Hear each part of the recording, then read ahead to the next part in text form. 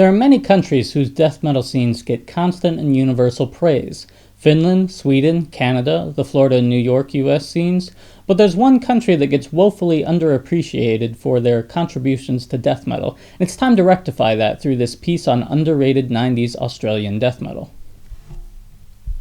Most know about the prominent death metal bands coming out of Australia nowadays, like tech death maestros Psychroptic, Dissonant Nightmare Wielders Portal, comedic slimers Hortopsy, and brutal death extraordinaires Disentomb, but not enough attention gets paid to the formative years of the Australian death metal scene. I hope to rectify that with this list of 11 essential 90s Australian death metal masterpieces.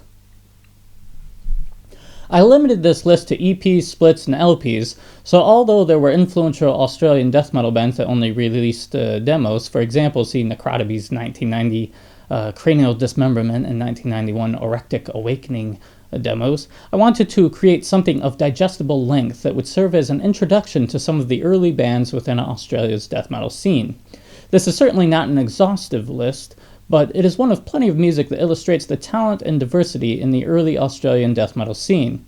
The list that follows includes more orthodox bands playing straight death metal, and much more bizarre ensembles that barely resemble what we would call modern-day death metal. Either way, rather than getting caught up in the semantics of whether or not some of these are actually death metal, I hope you find something new to enjoy. First up, we have Abramelin's self-titled release, released in 1995. It is of no surprise that previous members of Disembowelment and Akron would release such a stellar work of brutal death metal perfection. Catchy, talented songwriting is combined with a varied drum approach and low guttural vocals to form one of my favorite brutal death metal albums out of the Australian death metal scene. Although this album is difficult to come by, you can find this alongside all of Abramelin's works in the Transgressing the Afterlife, the Complete Recordings 1988 to 2002 compilation set that Century Media has put out in 2013. Akron, Deprived of the Afterlife EP, which was released in 1991. This was the only non-demo release that Akron put out, but it's ridiculously good. This is some heavy old-school death metal with ultra-low vocals, harkening to something that sounds like it's out of Finland. They eventually changed their name to Abramelin, the first band on this list, to avoid confusion with the American band called Akron. You can also find Akron's entire discography in the Abramelin compilation set, which I just mentioned a moment ago. Third on the list is Alchemist's Jar of Kingdom, which was released in 1993. So, Encyclopedia Metalum categorizes Alchemist as avant-garde / progressive death metal, but that doesn't describe what this album sounds like whatsoever. The closest musical comparison I can make to this bizarre album is Sleepytime Gorilla Museum and the album by Carbonized called Disharmonization. Yes, it has harsh vocals, and yes, it has furious musicianship, but the playing is sometimes atonal, the instrumentation is often unorthodox, and overall this is a psychedelic trip of an album. In other words, nothing sounds like Jar of Kingdom except Jar of Kingdom. Not recommended for fans of death metal or human music in general. However, I would highly recommend this album for 10-limbed space aliens tripping on cosmic shrooms. Alarm's Fluid Motion, their 1998 debut. Alarm are Australia's answer to Cynic, Atheist, and later Death, illustrated further by that they toured with bands like Necrophagus, Arsis, and Neuraxis, and released albums through Earache and Willowtip. They're technical, they're progressive, they're avant-garde. Fluid Motion isn't necessarily death metal, but the same could be said of most Cynic releases. As such, many wouldn't categorize Alarm as death metal at all. But if you want some challenging music that isn't afraid of incorporating many influences, then you'll find much to love in Alarm. Fans of bands like Canada's Martyr and Russia's Aspid will find much to enjoy here. Next is Cruciform's Atavism, which was released in 1993. The members of Cruciform were in a thrash band in 1991 called Dearly Beheaded, which they left to form Cruciform, a pioneering death metal band with prominent doom elements.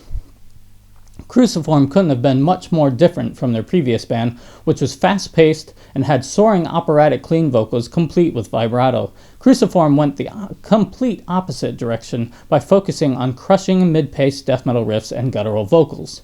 Atavism rolls perpetually forward like a boulder with an insatiable thirst for crushing. It's a modern-day classic, and if your death metal collection is missing it, then it's about time you correct that. You should know this one, Disembowelment's Transcendence into the Peripheral, which was released in 1993. Disembowelment's coveted masterpiece is one of the most revered death doom albums of all time, and with good reason. It has a crushingly oppressive atmosphere, plenty of thick riffs, and it's also not afraid to go into full-on death metal territory to create contrast for the slower, doomier, and more ambient passages, which come as no surprise since one of the guitarists was previously in Akron. Half of the lineup would form Inverloch, a band that would continue the trajectory set here, while also regularly playing songs from this masterpiece. Misery, A Necessary Evil, released in 1993. If you like chunky riffs like what can be found on Gutted from Ohio's Bleed For Us to Live, then check out Misery's A Necessary Evil that predates Gutted's release by 1 year.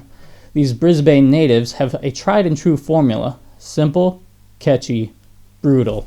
This is one of my favorite albums on this list, and if you're a fan of old school raw death metal music and you haven't heard this, then you're doing yourself a disservice. The band reformed a couple of years back, so get on board and support them so they can keep putting out incredible albums like A Necessary Evil.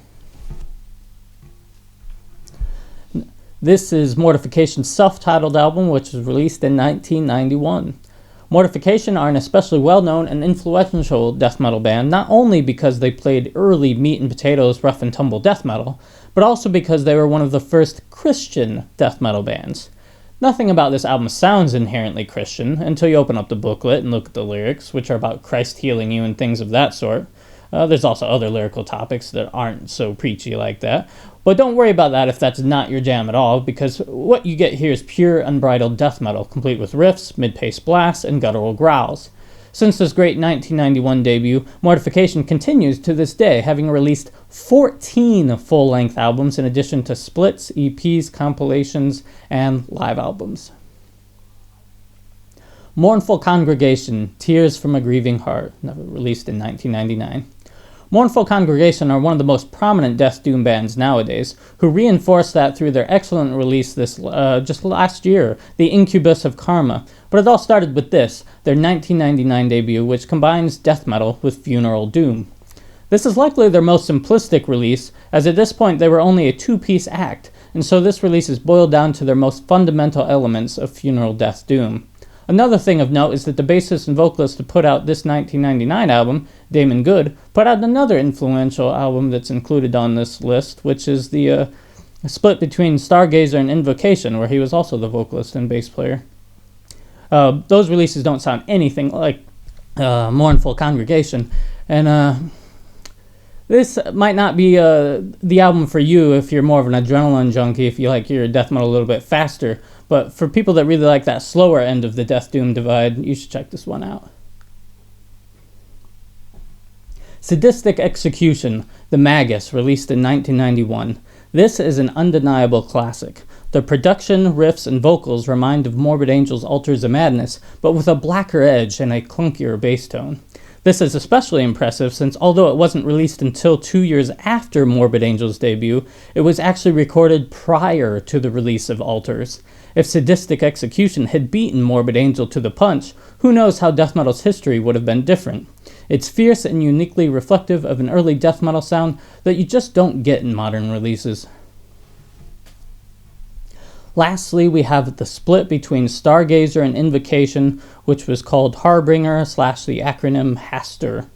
This was released in 1999. I like this inclusion in the list because it lets me include two incredible bands. Can you imagine if Stargazer did a split with Portal? Well, it sort of already happened. Invocation is a band that really hasn't been acknowledged for their place in history, even though they turned into the dissonant powerhouse band that is Australia's Portal. Before the years of cuckoo clock heads and an unsettling barrage of mechanical riffs, there was a similarly unsettling presence found in Brisbane's Invocation. Stargazer's early material on this is more aggressive and more straightforward than what would be found on later avant-garde masterpieces like The Scream That Tore the Sky and Emerging to the Boundless, but no less brilliant. Similar can be said of Invocation, as these songs are dark, churning death metal with more orthodox riffs and structures than what is heard with Portal, but you can still hear the seeds of Portal's darkness being sown here. So that's it. 11 heavily influential Australian early death metal albums, or loosely categorized as death metal. So I hope you enjoyed those and found something new to listen to.